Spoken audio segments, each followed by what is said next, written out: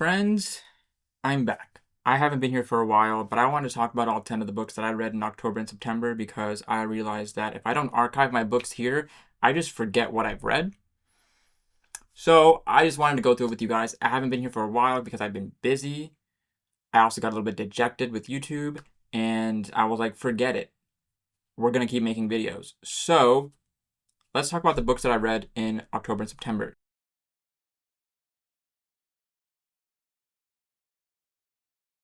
So I keep saying October and September for some reason instead of September and October, but you get the vibe.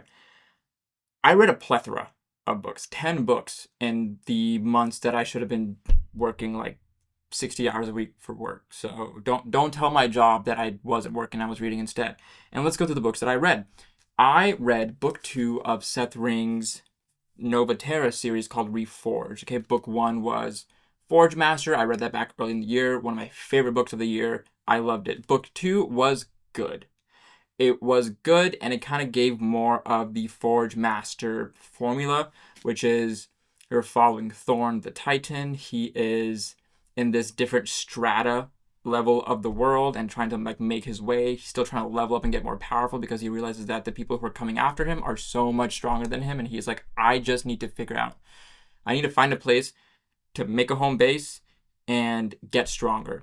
So this book is just more lore, more adventure, more magic systems. I realized that Seth Ring's books, at least this one for sure, it's not for like a casual lit RPG enthusiast. I feel like this is more for like the serious lit RPG enthusiast because he's so technical with his stuff. Like the entire time he's going like really in depth either in the magic system or how the world works or how the nanites work or how certain connections are between certain systems. And there's just a lot of technical detail in there that I feel like not everybody would love that level of detail. Does that make sense? So I loved it. I loved it. I loved where it went, right? Like towards the end, there's this huge, massive, like season finale of an anime type fight scene that I loved witnessing. I think the characters that he introduced were mostly intriguing. I think the interesting thing here is like you kind of realize, oh, there's a lot of lore missing because I haven't read the first 10 books that came before this series. But even with that, this book is still really fucking good. This series is still really fucking good. It gave me like that itch that I like. I've realized that when it comes to progression fantasies and literary RPGs, because they're like manga and manhwa in literary form for me, and they like that kind of stuff just scratches the itch of my brain. Once I got to after I got through like 30% of the book, like my brain was just locked in, like, and I sped read through the entire rest of the book because I was just locked in, right? So these books really, like lit RPGs and progression fantasies, really just do it for me. Like they really, really do it for me, and I don't know what it is, but that's just the kind of reader I am. You know, I'm not big on standalones. I'm not big on like casual fantasies. I'm not even big on high fantasies in many cases, depending on how the prose is. But lit RPGs, progression fantasies, some dark fantasies. I've read some really good political fantasies lately. I like the more lighthearted, casual stuff mixed in with the heavy technicalities of the magic system. Probably because it makes me feel smarter than I actually am.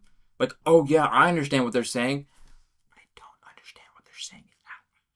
And so I'm like, oh cool. When an author puts all these technical things in a book, and I'm like, yeah, I'm following along for the most part, and or using context clues to make my way. It just makes me feel smarter than I actually am. It's probably a vanity metric, like a vanity like feature of my brain. But listen, lit RPGs like this just do it for me. They just do it for me, okay? And if you're like into lit RPGs, bro, Seth Ring, one of my goats. One of my goats of lit RPGs so far in my like discovery of literary RPGs this year. And that brings me to the next book that I read, which is also book 2 of the Battle Mage Farmer series by Seth Ring. This one was a little bit more like how do I put this? It wasn't like very like dramatic, high like high intensity scenes. It was very exposition heavy. It was really it was very much more moving the story along, all that stuff. And the revelations that we get in this book are the ones that like really like were amazing.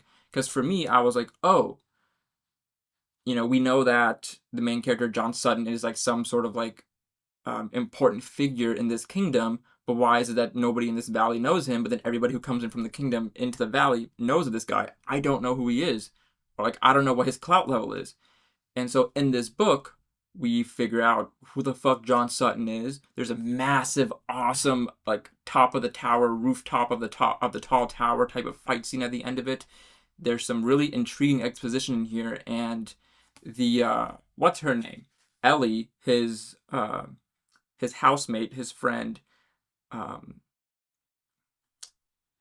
John helps her get her magical powers underway, etc. We figure out like what is this underlying, um, like we figure out a little bit more of what is John supposed to do in this world in order to stop the impending apocalypse, right? We also understand that John, as logical, methodical, practical as he is, he still has a little bit of emotion in his heart for people like Ellie and her brother, and the people who've been really nice to him in the valley, and he doesn't like them to be messed with. So when they are getting messed with, he gets fucking insane. He goes all Fire Lord Ozai on them, except for blue fire, not red. He goes Azula Lord on them, essentially, and starts racking up these apocalypse points, and because he's like, fuck it. Fuck this world. If you're gonna do some bullshit like that, right? So I really enjoyed like all of the extra lore dumps, the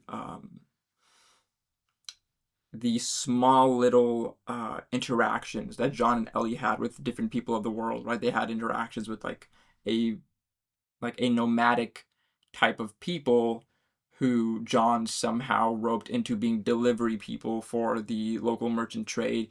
They went to the big city. Um, John said, "Don't let anybody know who I am," but also while you're doing that, here are all these really corrupt merchants that need to be brought to justice. They get brought to justice, etc. He's trying to find a way to make his cheese and dairy sales more lucrative, etc. Um, we somehow Ellie and the chicken, like the magic chicken that John has created through feeding him little seeds of magic, pure mana, etc. Um, they have a sort of connection and a relationship happening now, and that was interesting. I did not expect the story to go that way, and so Sethering, that was really funny. That was really funny what you did with that.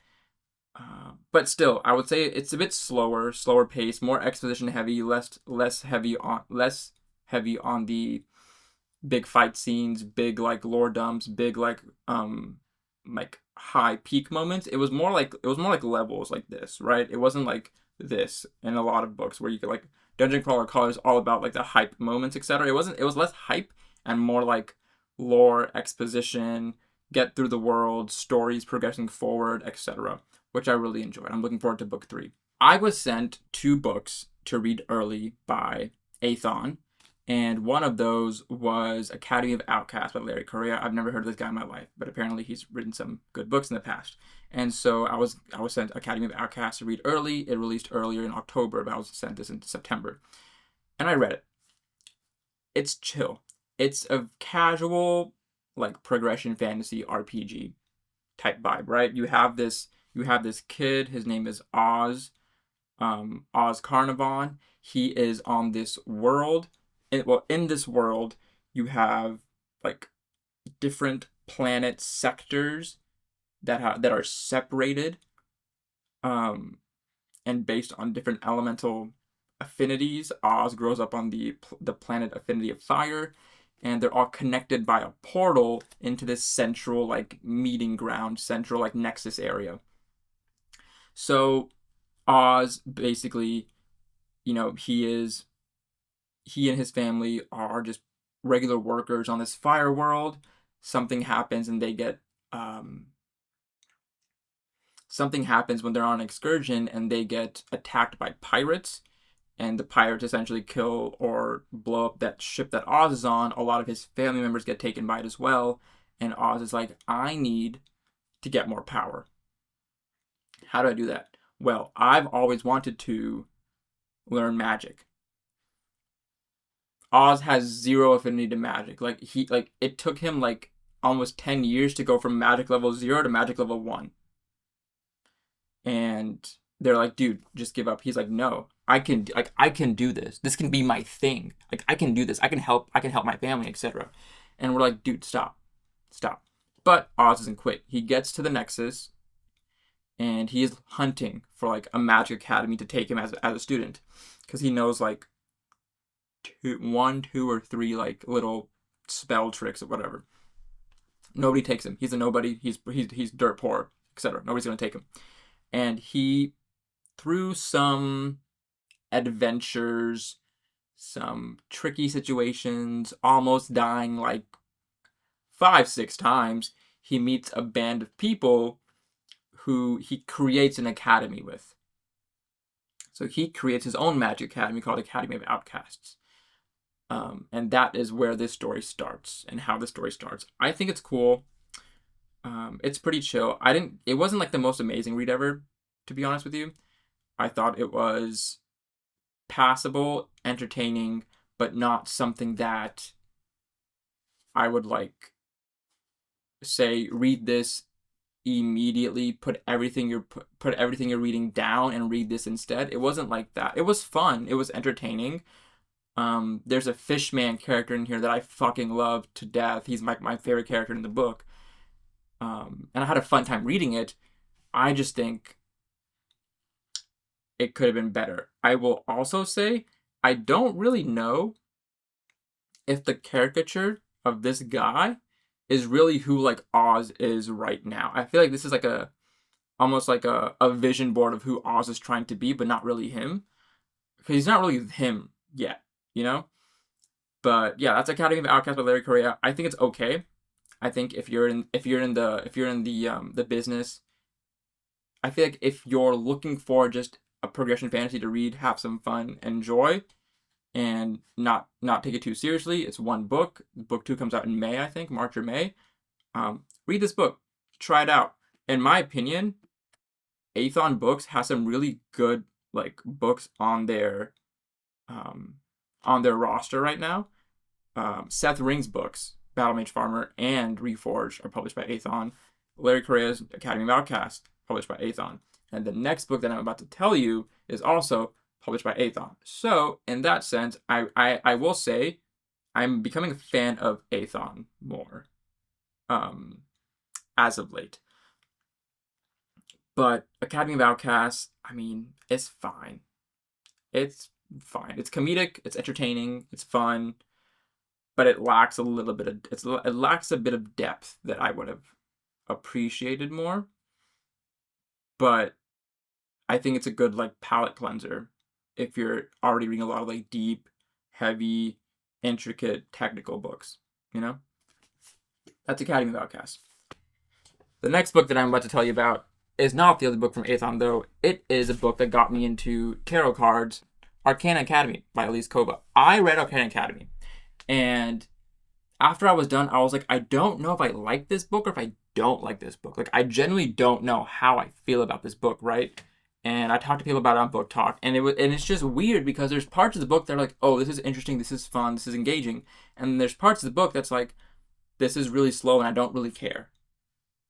And I finished the book feeling like I could read book 2, but I'm not running to book 2. I'm barely even walking over to book 2 at this point, just because I'm like, I don't really care. Now, the way that she dropped the cliffhanger at the end of the book, that's why I was like, wow, I could read book 2 because now I'm like intrigued, but not enough to put down everything else that I'm reading and then read this one also. Or read book 2 of this book. That's not it. This book is centered around tarot magic. I've never been a tarot girly in my life, so I don't know how tarot magic works, and I don't know how tarot cards work. So all of the tarot stuff in this thing was took me longer than I expected to like grasp mentally. And then I bought a set of tarot cards. They're over there, and I kept telling myself to do like a little bit on like a short form bit of like me doing like a little tarot reading for the books that I read. I just lost interest after a while. So now I have tarot cards and I have no interest in using them. But, you know, I will give Elise Kova props. She got me intrigued in tarot magic and tarot cards in general, which is like a big thing. But I don't know. I didn't care for a lot of the characters in the book. The male main character was like okay. The female main character was cool. The romance was passable. The thrill, mystery, adventure vibes of the book were all right. All in all, it's okay. It's a very okay book for me and a few other people that I talked to about it on Book Talk. But if you're into interesting magic systems that aren't just your simple like fire, water, grass magic systems, I definitely think you could at least read this book for that, and then take whatever else that comes along with it. You know, it has its plus points. I just don't think it's so compelling in order to like force me to read book 2 immediately. I might at some point if I remember like, oh yeah, I remember I read Arcana Academy book 1. Yeah, maybe I'll read book 2 this month type of thing. But I'm not running to do that right now. But yeah, that was Arcana Academy by Elise Kova. Passable, not the best. Okay, this next book is one of my 5-star reads of the year. And it's so good that when I finished it, within 24 hours, I finished this book, that I wanted to go back and start it from the beginning soon after finishing it. And I never want to do that with the book. I can probably count on one hand how many books have ever like made me feel like I want to go back and read it immediately after finishing it.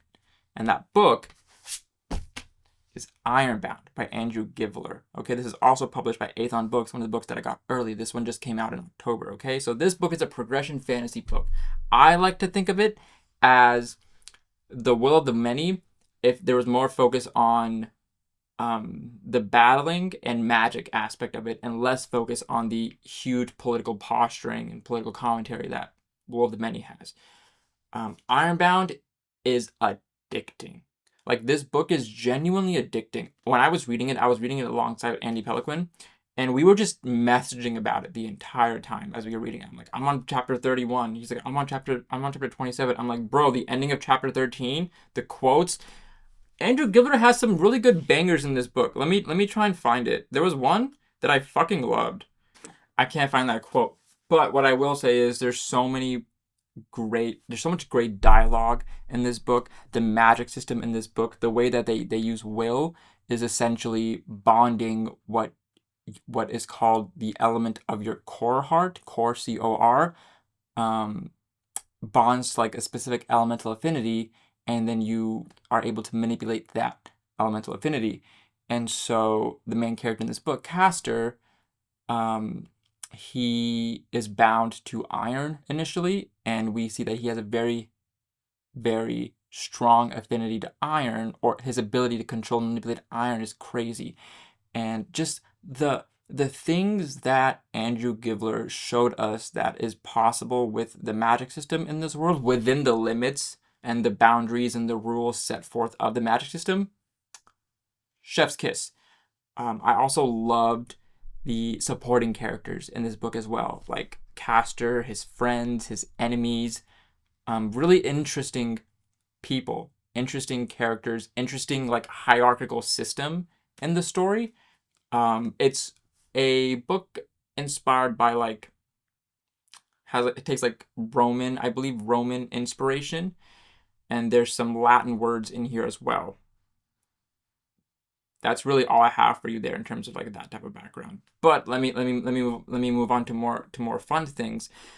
At every point in the book, I was like, I don't know where this is going to go. What's actually crazy is usually I'm able to pick up where an author is trying to like pump fake you in a book. Like, oh, Castor is gearing up for this big thing. I'm like, okay, cool. They're going to give it to him. He's going to win and they're going to give it to him. Nope. Nope. The entire moral of this book, or the entire theme of this book, is like, life is not fair. Nothing is ever fair, and you can never expect it to be fair. And I kept getting faked out by, like, okay, they're gonna give him a fair shot finally, right? No, they don't. This book is so good. It's a 5-star read. I kind of want to already reread it now. Like, I don't know when book 2 is coming out. I think sometime next year or the year after.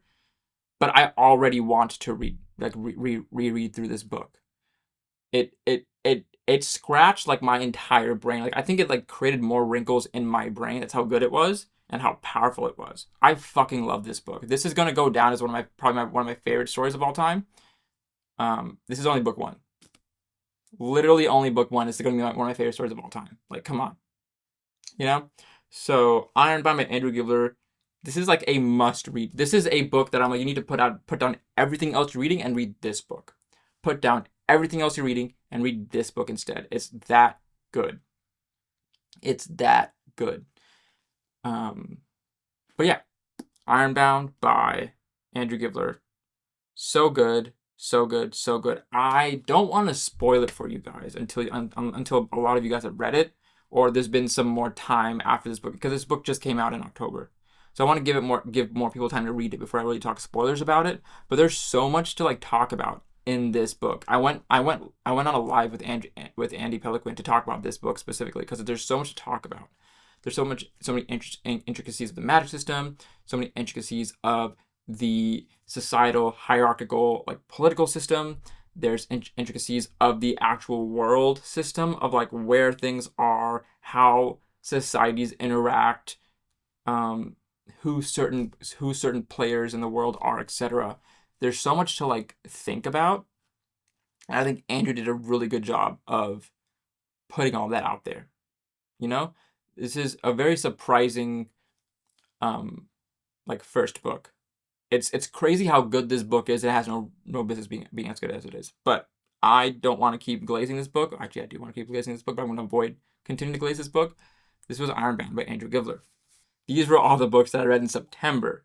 These 5. Next, let's go to the books that I read in October. So I read the Jasad Heir by Sarah Hashem in October, and I'd already read The Burning Queen by Aparna Verma. Sorry, I'd already read The Phoenix King by Aparna Verma. I also already read The Burning Queen by Aparna Verma. You can check out one of my previous videos on that. There's a spoiler and a spoiler-free section of that video. Burning Queen comes out this month in November, by the way.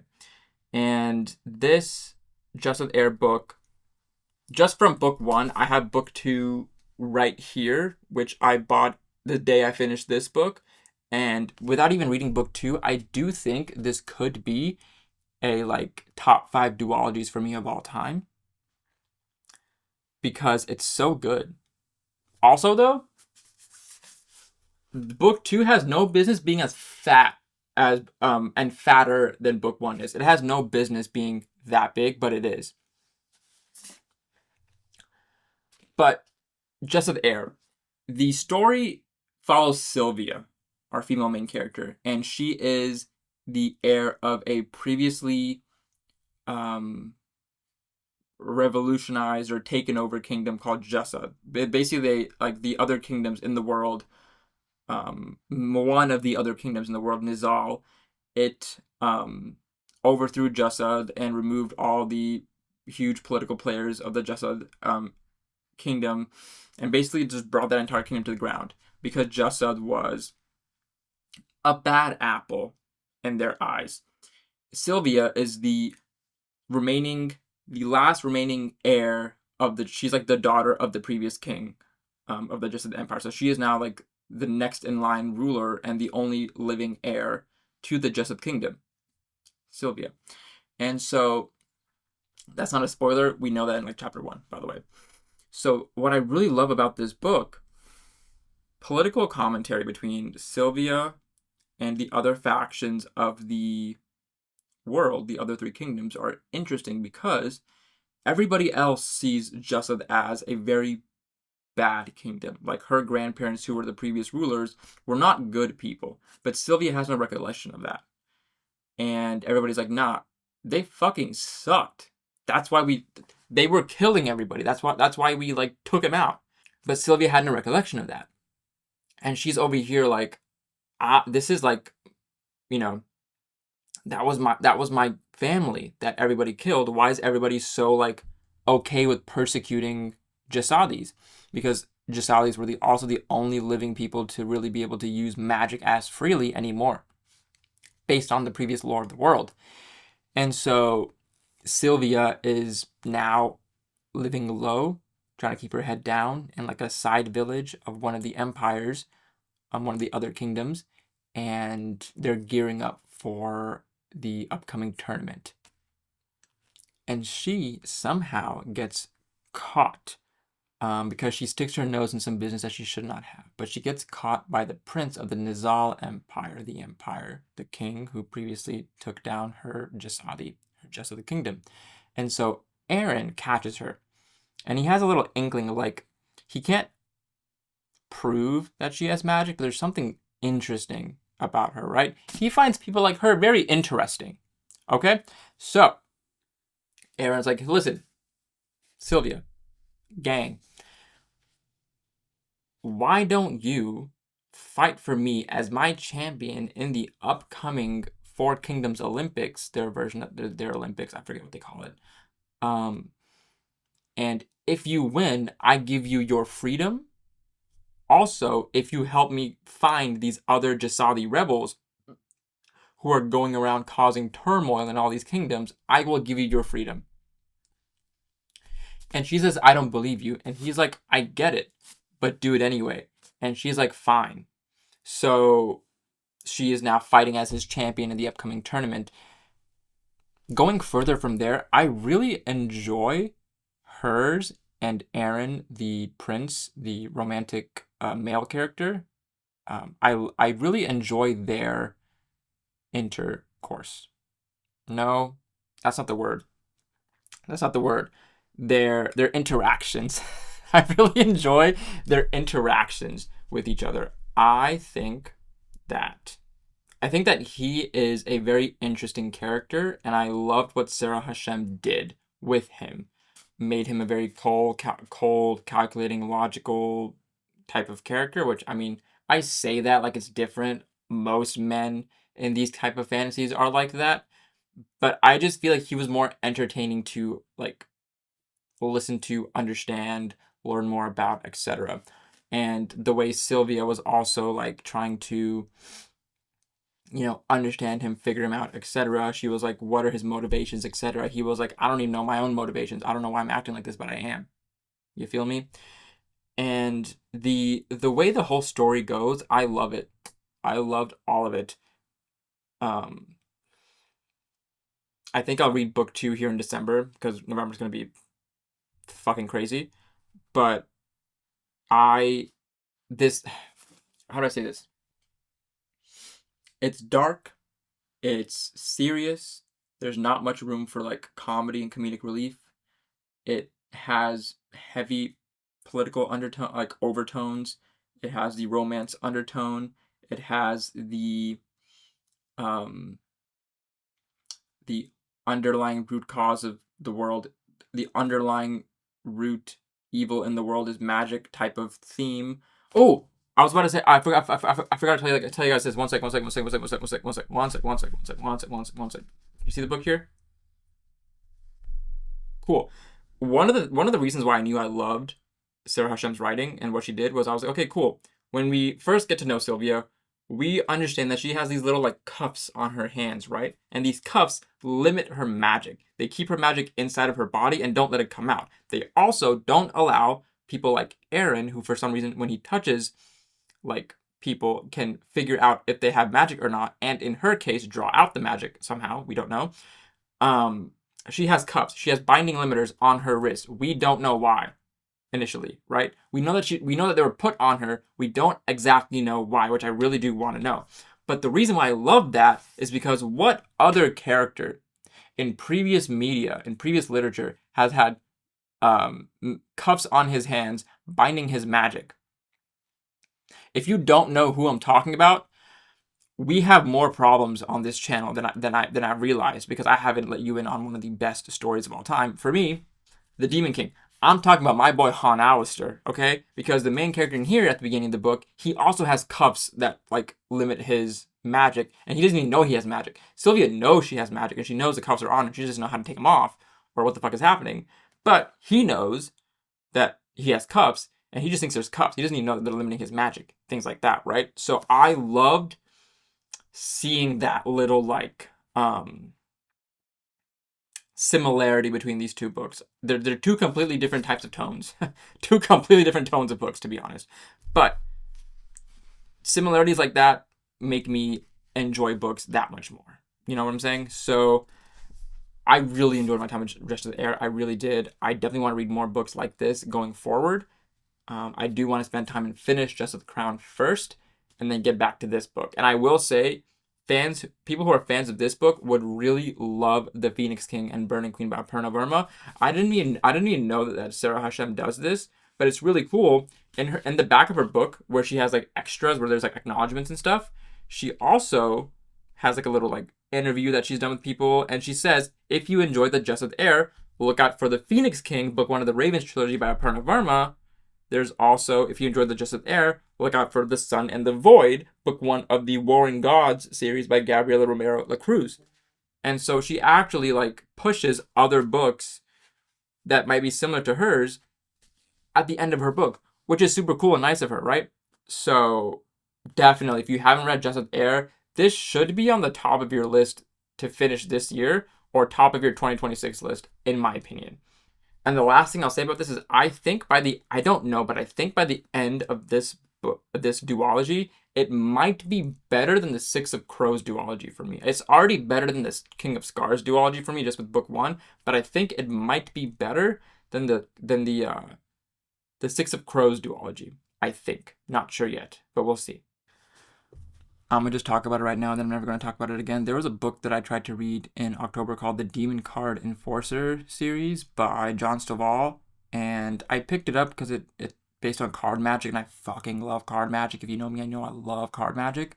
I just wasn't vibing with the book, and I think I just didn't like the main character. I didn't like the things that he said, the way he said it. I just didn't like the dialogue overall in the book, and it wasn't entertaining to me. It wasn't intriguing to me. It wasn't engaging at all in any way for me.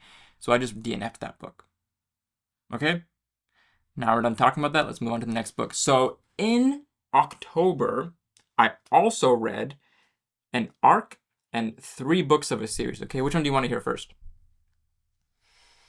Right, you want to hear about the arc first. So I read the arc of Brigands and Breadknives by Travis Baldree. And that is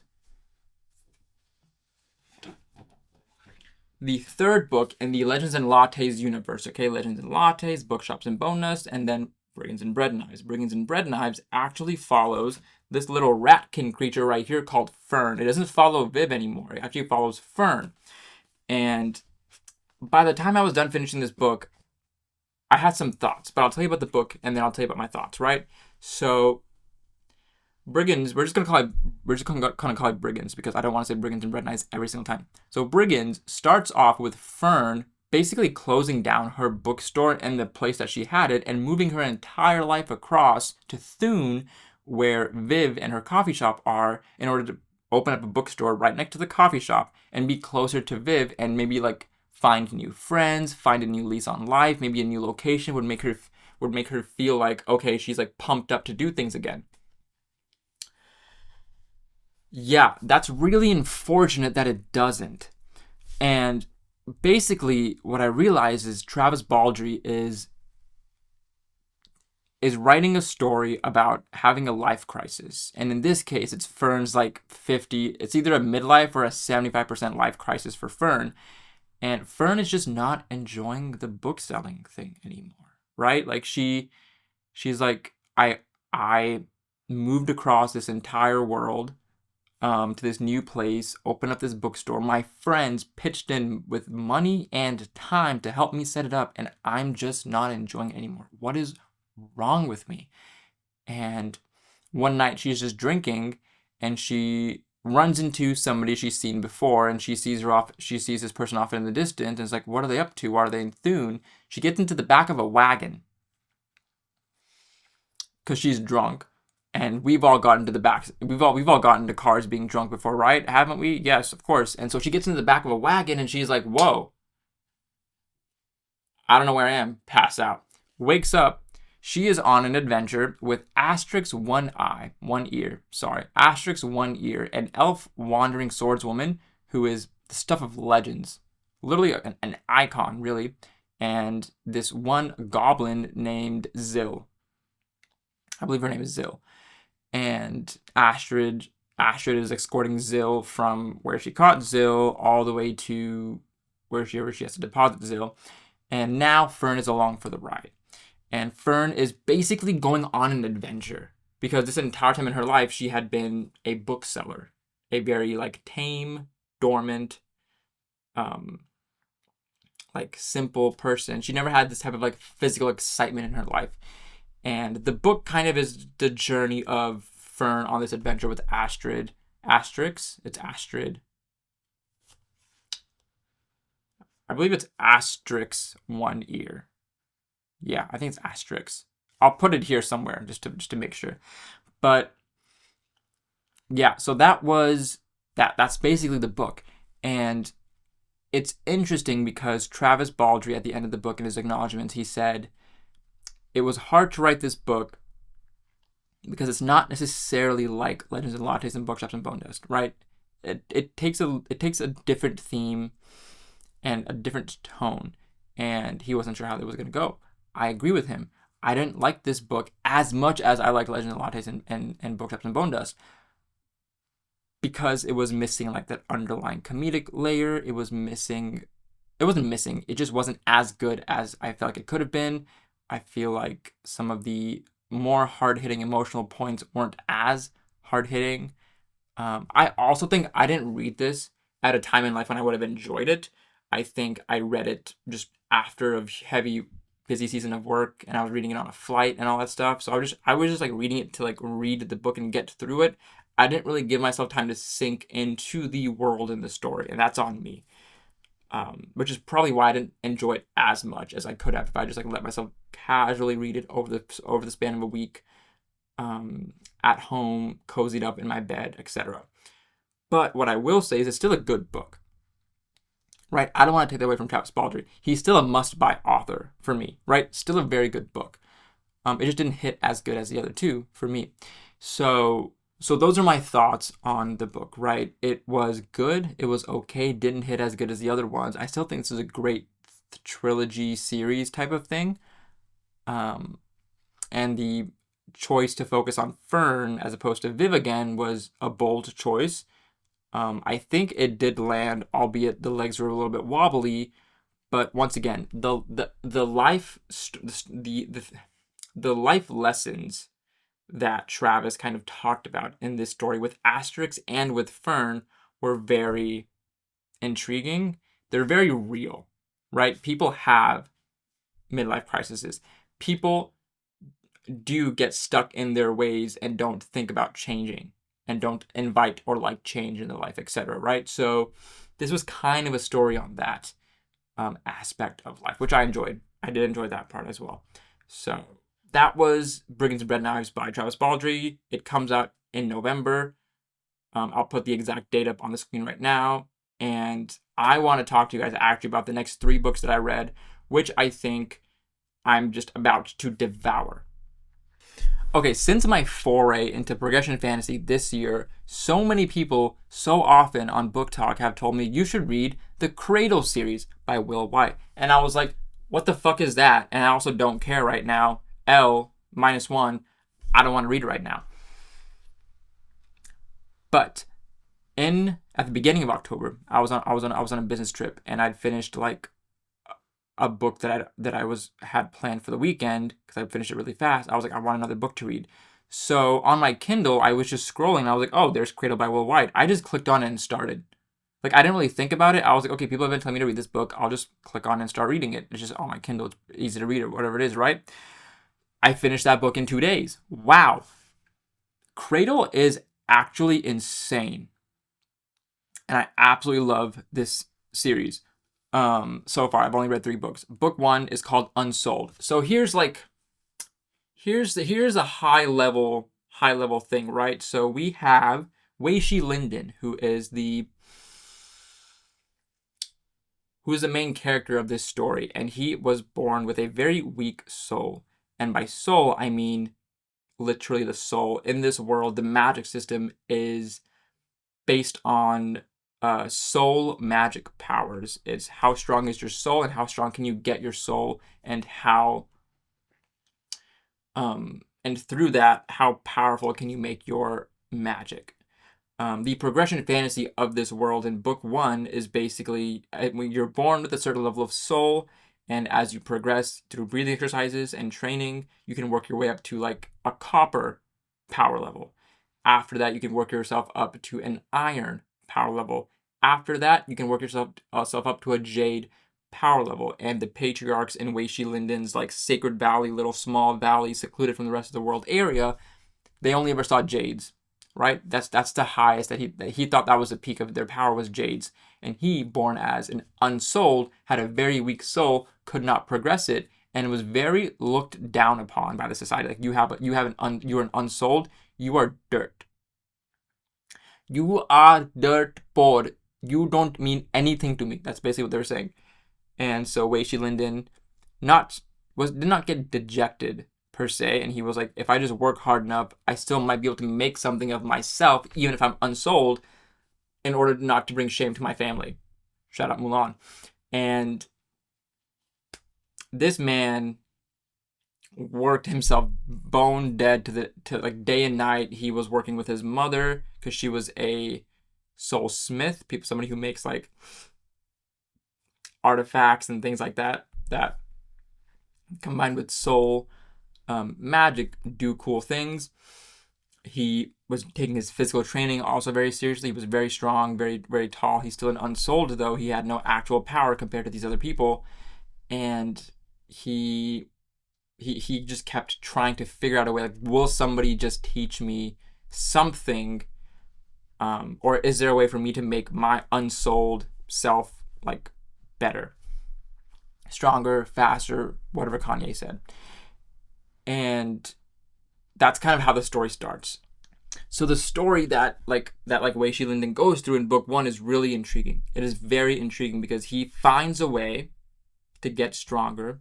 He gets a vision of somebody who can take him out of the Sacred Valley into the world beyond, because everybody in the Sacred Valley is very limited in their scope and mind and everything like that, and they're very weak comparatively.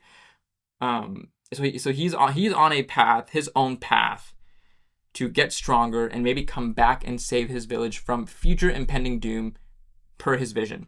And so he is now traveling to a specific place to find a specific person who is supposed to be the person who's supposed to take him out of the Sacred Valley. That is book 1, Unsouled. Book 2, it's called Soulsmith. This was like an awesome book. I read this book at the end of October. Awesome book, right? So in Soulsmith, Wei Shi Linden is traveling with his companion who he helped and helped him in book 1. They're traveling together. He understands so much more about the world and realizes he knew nothing. His Sacred Valley people knew nothing. He realized that jade is not the limit of power. Gold is the limit of power, but not just gold. Let's recap, right? You have copper, iron, jade. You have gold. It's not just gold, right? It's low gold, high gold, and then true gold. So there's 3 levels of gold. And after gold, there's Underlord. After Underlord, there's something else that we don't know in book 1, book 2 specifically, so I'm not going to say it. So the whole magic system just expands. And I love Will White for in book 1, he kind of gave us a breakdown of the outline of how the system works. Book 2, he kind of extended that outline, and then he starts giving us details, right? Like, how does the magic system work? How does the soul work? What are these paths that people talk about, right? A path is basically think of it like a jutsu, or like a theme of art, to concentrate your magic progression on how do I say it? think of paths as like the different arts from like Demon Slayer: the water, the wind, the stone, the sound, the love, whatever it is, right? Or the different jutsus from Naruto, right? Like you have fire, or you have like fireball, you have like Sasuke's like Uchiha specific jutsus, you have Uzumaki specific jutsus, you have like sand people specific jutsus, things like that. You can think of it as like in Percy Jackson, each like god had their own specific type of like magic that they would do, right? So that's what paths are in this world, in Will White's world, in Cradle. And so Wei Shi Linden is trying to find somebody who will teach him a path, because without a specific path, it's really hard to progress further in your journey to become a stronger what's it called? A stronger practitioner of sorts. So book 2 introduces my favorite character so far in the series. His name is Ethan, and I love him because of his archetype. The archetype is like he just like comes in to like this location they're at, and nobody knows who he is, and he doesn't let on who he is. He just kind of goes with the flow, right? He fools around, he messes around, he's very bantery, he's very witty, very quippy, very lighthearted. Not lighthearted necessarily, but very just like aloof, and just like jokes with everybody and everything, because nobody really knows who he is, how strong he is, etc. And towards like the end of the book, it's like, oh, yeah, I know it's all fun and games. I'm serious about this shit. Fuck out of here. And it turns out he is the underlord of a family in the main kingdom. He is an underlord of a side family in the main kingdom. And underlords are stronger than anything that we've ever seen so far. So everybody in this new ruins area, like this new settlement they're at, just like bows down to him. I love characters like that.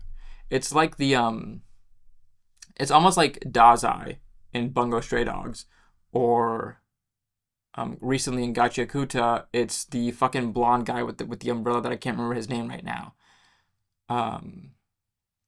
It's like Jiraiya when we first meet him in Naruto, like things like that, right? Like the very overpowered character who doesn't let on how overpowered they are, and just like is very chill for the most part. I love characters like that. So introducing Ethan, love my guy Ethan. I loved Soulsmith. I recently was told here on BookTube on one of my shorts that like book 2 is evidently like the worst of the 12 books. There's 12 fucking books in this series, by the way. So it's like the worst of the 12, and it picks up in book 3. I loved book 2, but I will tell you, book 3 was a banger. Book 3 is called Black Flame. Okay, now if book 1 and 2 kind of like got that hook in your mouth, like, oh, I like this. Book 3 like tugged that shit through the cheek and everything, okay? Book 3 was dope. Even in book 3, it takes the progression fantasy aspect, the magic system aspect, and kind of just blows it up into a bigger system. You're introduced to more of the political intricacies and political interactions of the world between the other underlords, because there's multiple underlords. We now know that all these clans have an underlord who rules them, and then the ruler of the actual Black Flame Empire is an overlord who is more powerful than all the underlords. And how to get to an overlord, we don't fucking know. We have no clue how to get to how to get to the overlord level. But we just see Wei Shi Linden, or we see Ethan trying to train Wei Shi Linden to become stronger and stronger and stronger. And so it's like a really interesting training arc type of book, mixed in with some really, really amazing fight scenes. The fighting choreography in book 3 just blew my mind. I read this book in a day. And when I say in a day, I mean I had a 5 a.m. flight Tuesday morning. I read the book on the flight Tuesday morning. At a 7 p.m. flight Tuesday night. I read the book on the flight Tuesday night and finished it. Let's be generous. I had 3.5 to 4 hours to finish the book. According to Amazon, I should have taken me 8. Fuck no, we're not about that life. Black Flame was great. It was so good, where we get Wei Shi Linden, his traveling companion Yeren, who's a swordswoman on the path of the Sword Sage, and traveling with Ethan. They travel to the Empire. Ethan introduces Wei Shi Linden to a magic turtle who Linden has to bond with in order to learn its black flame path, along with the other path that Ethan is supposed to learn, or Wei Shi Linden is supposed to learn later on. Yaren is still trying to break through from low gold to high gold, and she finally figures it out somehow, and when she does, it's like night and day difference in terms of power levels. Wei Shi Linden breaks through from iron to jade, and from jade to gold, so he's now low gold, which is really cool. And I'm just so intrigued on like where's it gonna go in 9 books after this, right? Because we're already at what we think is like the second half of the progression like magic system. And I'm so intrigued on where this is gonna go. But dude, Cradle is actually so good. It's actually so good, it's crazy. And I think I'm reading it at a good time, because I needed to read other progression fantasies, other lit RPGs. Like all the books that I read before Cradle make me appreciate how good Cradle is. If I hadn't read those books before Cradle, I would have probably just be like, oh, this is okay. But no, Cradle scratches the itch. Right? That little itch in the back of your brain that you want a book to scratch and you just binge it. Cradle will be probably my next my next bingeable series. I kid you not. It probably will be my next bingeable series. I might just binge it in December to get it over with, to be honest with you. Because I can read that book in a day. I can read that book in a day, bro. I don't even start with me on that. I can finish that book quickly. So the Cradle series, the first 3 books by Will White, were awesome. I loved them. If you've read it, how is the rest of the series? You let me know. If you haven't read it, but you're into progressive fantasies, yeah, Cradle's one of them ones, bro. Cradle is one of them ones that you gotta read. It is one of them ones that you gotta read. I need water. I've had no water this entire time, bro. So those are all 10 books that I read in October and September. And, I'll be back with more videos and to catch you guys up on what I'm reading and stuff as I read them. But if you want a more like play-by-play, like real-time thing, follow me over on TikTok. Let's talk about November real quick, though. Let's talk about what I'm reading this month in November, because there were a couple of books that I was supposed to read in October and September that I didn't. So in November, I'm supposed to be reading some really, really heavy, interesting books. I'm supposed to be reading Red Rising, which at this point, I have probably started my Red Rising chapter-by-chapter shorts on Book Talk, Instagram, and TikTok for you guys. I'm supposed to be reading Alchemized, which will probably be the end of November. I'm supposed to be reading a book called Rebecca, which is a wacky book that people on Book Talk recommended me. And so that'll be in between. And I completely forgot when I made my November TBR that Strength of the Few comes out. On November 11th, Strength of the Few is coming out. And I have no clue what I'm going to do if I'm going to be able to read it. If I'm going to be able to read that book this month or not. I have no fucking clue. And I'm stressed about that. So if I'm able to read it, maybe I'll read it and then start Alchemized in November and then finish it in December. I think that's the play, because holy shit, I need to read Strength of the Few. Like, I'm fiending to be back in the world of hierarchy. So yeah, those 4 books are mainly my plan for November. And so if you want to catch up with like Red Rising, or like if you want to follow on with like the Red Rising series, definitely come through over on the shorts side, YouTube Shorts, Book Talk, and Instagram Reels. It'll be posted on all 3. I'll talk about Red Rising in a big video afterwards here for you guys who just like long form content. I'll talk about Strength of the Few once I finish it. I'll talk about Alchemize once I finish it. I've never read Manacled. I never knew it was a thing until people started talking about Alchemize. The only reason I'm reading Alchemize is because I spun a wheel. And so I'm kind of committed to reading the book. So that's really the only reason why. But yeah, this was a heavy, big video. Just wanted to catch you guys up on my life, on my reading life up until now. Hopefully I do continue to archive the books here with you guys. I kind of got a little bit dejected over the past few videos, just like it wasn't going anywhere. Nobody was watching and nobody was commenting, nobody was engaging. And I've kind of felt like YouTube has been this like void of like just dropping videos and nothing really happens with them. But over like over the past 2 months, there'd be times that I'm like, dude, what books have I even read? And usually I would go to YouTube and be like, okay, what books did I read this month? What book did I read this month? What did I say about these books? And I would forget. Or I realized that, okay, that's why I have this book channel, is to archive the books that I read with you guys, in some way, form, or fashion, whether it's detailed or not detailed, etc. Right? So that's kind of what I reminded myself. Like the YouTube is for me to archive the books with you guys, remind myself what I have and haven't read, what I thought about the books, what other people may have thought about the books in the comments, etc. So that's kind of why I'm back. And once again, I want to make this a bigger community for us. I want us to be able to talk about more books and have fun. I just have found more of a community over on Book Talk than I have YouTube, because I just don't think YouTube wants to send my videos to people. But it's fine. It's fine. It's fine. It's not for that. I'm just here to talk about the books that I'm reading. And at some point, people will just drop in, right? That's the goal. That's the hope, is that at some point people will drop in. But yeah, those are all 10 of the books I read in the past 2 months. Those are also, the books that I'm going to be reading in November. And let me know what you've been up to, what you've been reading. I miss you guys. Mwah. I love you guys. If you're new here, hit the subscribe button. We talk about books here, and as you can see, I just talk. Not really a heavy frame, unless I'm talking unless it's a very structured video. These are just like, let's just have a conversation like we'd be on Discord and chatting with each other type of talk. But if you're into that, come through, hit the subscribe button, like the video. It pushes it to more people if you like it. If you got this far, wow. Once again, let me know what you're reading, what you're into reading, what are your 10 books to read before the end of the year type bullshit. And yeah, I will catch you guys in the next video. Peace. I'm dying. Okay.